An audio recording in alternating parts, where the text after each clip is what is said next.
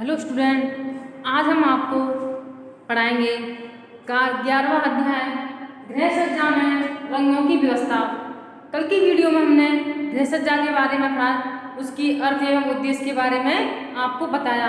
आज हम गृह सज्जा में रंगों की व्यवस्था यानी जब हम घर की सजावट करते हैं, घर को डेकोरेट करते हैं, तो किन किन रंगों का संयोजन करना चाहिए तथा प्रत्येक कक्ष में कौन कौन से रंग सुंदर होते हैं, उन्हें सदस्यों के अनुसार, परिवार की इच्छा के अनुसार, उनकी पसंद नापसंद को ध्यान में रखते हुए हमें किस तरह का रंग गृह सज्जा में करना चाहिए, आज हम इसके बारे में अध्ययन करेंगे। तो पहले हम आपको परिचय के बारे में बताते हैं। जो गृह सज्जा होती है, इसमें रंगों का संयोजन एक महत्वपूर्ण स्थान माना जाता है, क्योंकि हमारे जीवन में रंगों का एक अमूल्य स्थान है। बिना रंग के प्रत्येक चीज, प्रत्येक वस्तु अधूरी मानी जाती है। जैसे कि आपने किसी का चित्र बनाया, अगर उसमें आप रंग नहीं भरते हैं तो अधूरा अधूरा सा लगता है, तो उसमें सुंदरता के भाव उत्पन्न नहीं होते हैं। लेकिन जब आप चित्रकारी करते हैं, कुछ पेंटिंग करते हैं, भिन्न भिन्न रंगों के संयोजन से उसमें रंग डालते हैं, रंगों के द्वारा उसमें एक जीवंतता प्रदान करते हैं, एक निर्जीव वस्तु में संजीवता के गुण प्रदान करते हैं, वही रंगों का कार्य होता है। तो रंगों का हमारे जीवन में क्या महत्व है? गृह सज्जा में रंगों का एक अमूल्य स्थान है। रंगों का सुंदर एवं अनोखा संगम अपनी सजीवनी शक्ति से निर्जीव वस्तुओं में प्राण फूंक कर उन्हें अत्यंत आकर्षक, मोहक, सुंदर एवं चार चांद लगाते हैं। ये सब रंगों के द्वारा ही संपन्न हो सकता है। रंग जैसी आपकी चित्रकारी होती है, वैसे रंगों का प्रयोग करते हैं। जैसे कि आप किसी प्राकृतिक वस्तु का चित्र बनाते हैं, तो उसमें हरे रंग की पत्तियाँ, नीले रंग का आकाश, पक्षियों की कलरव करती हुई आवाज, तो प्राकृतिक रंगों का प्रयोग करते हैं। इसमें प्राकृतिक छटा का भाव उत्पन्न होता है।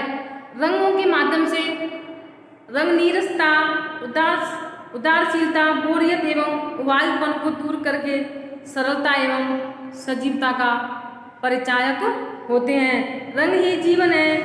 रंग के बिना जीवन में उल्लास, उत्साह, प्रसन्नता नहीं होती है। इसलिए अपने जीवन को हमें उत्साह एवं आनंदित करने के लिए रंगों का प्रयोग करना चाहिए। जैसे कि कोई शुभ कार्य होता है तो लाल रंगों का प्रयोग किया जाता है। यदि किसी धर्म अनुष्ठान होता है तो रंगों के संयोजन के हिसाब से रंगों का प्रयोग किया जाता है, क्योंकि ये रंग स्वाग का प्रतीक या किसी शुभ सूचक माने जाते हैं। तो हमारे जीवन में रंगों का एक महत्वपूर्ण स्थान है। बिना रंगों के हमारा जीवन अधूरा माना जाता है। जैसे कि सफेद रंग है, जिसे शांति का प्रतीक माना जाता है, तथा अपने हिंदू रीति रिवाजों में सुहागिन महिलाओं को सफेद वस्त्र धारण नहीं करने चाहिए। यह शांति के साथ साथ इसे वैधव्य का रंग भी माना जाता है। लेकिन जो सफेद रंग होता है, इसके साथ सभी रंगों का संयोजन माना जा सकता है। तो रंगों का कार्य क्या होता है? हमारे जीवन में रंगों का क्या कार्य है?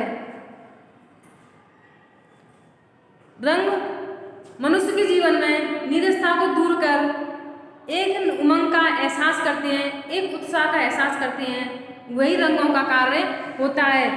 तो रंग सुंदरता, नैसर्गिकता तथा विविधता प्रदान करते हैं। विविधता यानी पहचान, ये लाल रंग है, हरा रंग है, पीला है, नारंगी है, नीला है, तो ये विविधता का एहसास होता है, जिससे हम अपनी पसंद के अनुसार अपनी वस्तुओं का चुनाव करते हैं, गृह सज्जा में रंगों का संयोजन करते हैं।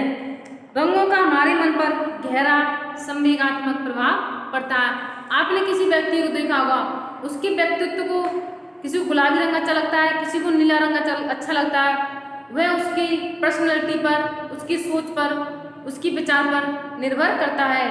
सबकी अपनी अलग अलग पसंद होती है, सबका एक अलग अलग हाव भाव, रहन सहन होता है। उसका एक कोई भी रंग इन रंगों में से व्यवहारिक तथा फेवरेट रंग होता है। मानसिक रोगियों के इलाज में जो सोचने समझने की शक्ति होती है, मानसिक रोगियों के इलाज में रंगों का संयोजन बहुत ही महत्वपूर्ण है। इन रंगों के सेवन से मानसिक रोगियों का इलाज किया जा सकता है।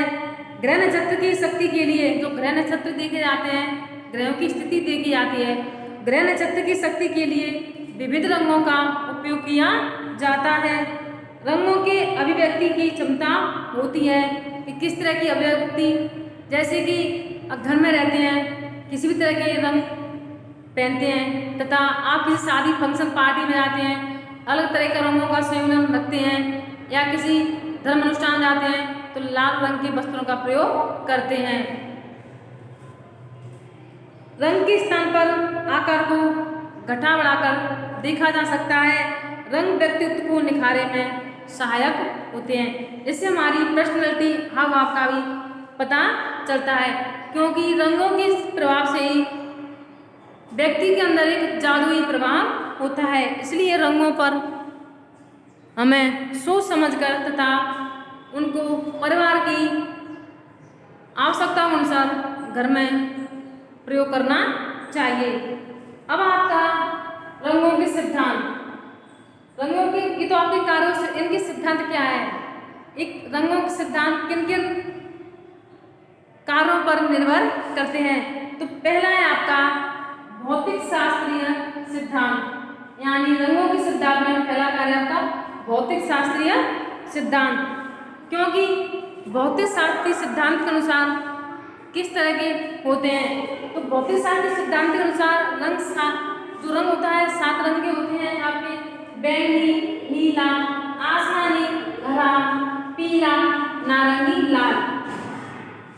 प्रकाश के तरंगों की लंबाई एवं कंपन दर भिन्न भिन्न होती है। जो प्रकाश होता है उसकी जो कंपन दर होती है, लंबाई भिन्न भिन्न होती है।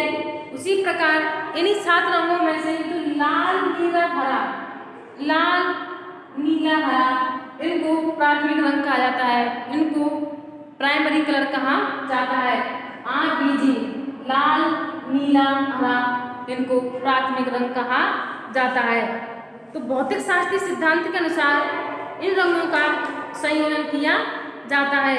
जब किसी वस्तु द्वारा परावर्तित अथवा निर्गमित प्रकाश का रंग वस्तु पर होता है, वह वस्तु का रंग होता है। वो भौतिक शास्त्रियों के अनुसार जो लाल, नीला, हरा होता है उसे प्राथमिक रंग कहा जाता है।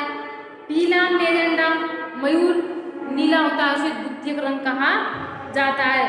तो भौतिक शास्त्रीय रंग में एक पूरक रंग होता है जो एक दूसरे से मिलकर बने हुए होते हैं। तो भौतिक शास्त्रीय सिद्धांत के अनुसार जिस तरह से जब प्रकाश किसी वस्तु से टकराता है, जब प्रकाश किसी वस्तु से टकराता है तो प्रकाश की तरंगें भिन्न भिन्न गति से चलकर आंखों या रेटिना पर पहुंचती हैं। तो जो प्रकाश तरंग हमें दिखता है, जो आंखें परिवर्तित होती हैं, उसको अवशोषित करके हमें रंग का पता चलता है। तो ये आपका भौतिक शास्त्रीय सिद्धांत कहा जाता है। भौतिक शास्त्रीय सिद्धांत में पूरक रंग होते हैं। तो भौतिक शास्त्रीय सिद्धांत के अनुसार पूरक रंग वे रंग होते हैं जिनके अनुसार रंग चक्र में आमने सामने के रंग पूरक रंग कहलाते हैं। जैसे पीला व नीला, हरा व मैजेंटा लाल, मयूर नीला एक दूसरे के पूरक रंग होते हैं। तो यह आपका भौतिक शास्त्रीय सिद्धांत कहा जाता है। दूसरा सिद्धांत है आपका रंग कणीय सिद्धांत या रासायनिक सिद्धांत। भौतिक शास्त्रीय सिद्धांत के बाद आपका दूसरा सिद्धांत है रंग कणीय या रासायनिक सिद्धांत, जिसमें कई प्रकार के रसायनों से मिलकर रंग बनाया जाता है। तो रंग कणीय सिद्धांत के अनुसार, इस सिद्धांत के अनुसार लाल, नीला, पीला ये प्राथमिक रंग होते हैं। लाल, नीला और पीला, इसमें हरे रंग के स्थान पर पीला रंग माना जाता है। रंग कणीय सिद्धांत के अनुसार वो उसके प्राथमिक रंग होते हैं। ये प्राथमिक रंग मिलने कर जो रंग बदलते हैं वो आपके द्वितीयक रंग कहलाते हैं।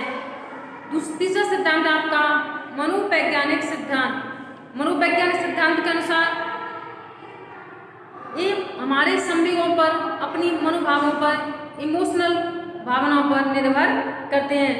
इन रंगों का मानव जीवन पर गहरा भावात्मक प्रभाव पड़ता है। मनोवैज्ञानिक सिद्धांत के अनुसार 4 रंग प्राथमिक होते हैं: पीला, हरा, नीला, लाल। जो मनोवैज्ञानिक के अनुसार लाल, पीला, हरा, नीला, लाल, पीला, हरा, नीला, लाल ये प्राथमिक रंग माने जाते हैं। नेक्स्ट है आपका मन, सेल, रंग प्रणाली। रंगों तथा उनके आपसी संबंधों को समझने के बाद रंग सेल ने एक रंग प्रणाली का नाम दिया। इस प्रकार रंगों का संयोजन किया जाता है। तो गृह सज्जा में रंगों की व्यवस्था किस तरह से की जाती है, कहने का तात्पर्य होता है जब हम भवन निर्माण की प्रक्रिया करते हैं तो शयन कक्ष होता है, आपका किचन होती है, बैठक कक्ष होता है। तो इन कमरों में हमें किस तरह का रंग करना चाहिए तथा अलग अलग रंगों की मात्रा अनुपात कितनी होनी चाहिए, उनके बारे में हम आपको अध्ययन कराएंगे। तो कमरे की उपयोगिता को ध्यान में रखते हुए रंग संयोजन करना चाहिए। बच्चों का कमरा है तो गुलाबी रंग का प्रयोग करना चाहिए। तो शयन कक्ष के बारे में आपको बताएंगे, शयन कक्ष में किस तरह का रंग संयोजन होना चाहिए। गृह सज्जा में शयन कक्ष में किस तरह का रंग में करना चाहिए। जो शयन कक्ष होता है पूर्ण विश्राम एवं आराम का कक्ष होता है। शयन कक्ष शांतिदायक एवं शीतल होना चाहिए। बच्चों एवं महिलाओं के कक्ष में गुलाबी रंग का प्रयोग करना चाहिए, क्योंकि इस रंग को एक आत्मीयता एवं कोमलपन का महसूस होता है, एक नाजुकता का एहसास होता है, नारीत्व का भाव होता है। यह रंग प्रसन्नदायक आनंद सूचक माना जाता है। वृद्धों के कमरे में, जो घर के बुजुर्ग होते हैं उनके कमरे में हल्के नीले या सफ़ेद रंग का रंग करना चाहिए। उनके कमरे को सफ़ेद रंग से रंगना चाहिए। जो सज्जा है सफ़ेद रंग से कहीं करनी चाहिए। नेक्स्ट है आपका अध्ययन कक्ष, स्टडी रूम। तो स्टडी रूम होता है, उस कमरे में किस तरह का रंग करना चाहिए। अध्ययन कक्ष में एकाग्रता की आवश्यकता होती है, यानी जहाँ अध्ययन कक्ष होता है बच्चे अध्ययन करते हैं और एकांतता में एकाग्रता होनी चाहिए, ताकि पढ़ाई में अध्ययन करते समय किसी भी तरह का व्यवधान उत्पन्न ना हो। तो इस कक्ष में कम से कम सजाना चाहिए, ज़्यादा सजावट नहीं करनी चाहिए। उसमें अध्ययन संबंधी सामग्री ही रखनी चाहिए। हल्का पीला क्रीम रंग अध्ययन कक्ष के लिए उपयुक्त माना जाता है। भोजन कक्ष, जो भोजन कक्ष होता है उसका संबंध शांति एवं प्रसन्नता से होता है। यह कक्ष सफ़ेद क्रीम हल्का नीला रंग का होना चाहिए तथा हाथ से पहुँचने के लिए बहुरंगी तौलिए का प्रयोग करना चाहिए। चारों तरफ की जो दीवार होती है रंग बिरंगी प्राकृतिक छटाओं दृश्यों वाली होनी चाहिए। बैठक कक्ष, बैठक कक्ष बहुउद्देशीय कमरा होता है।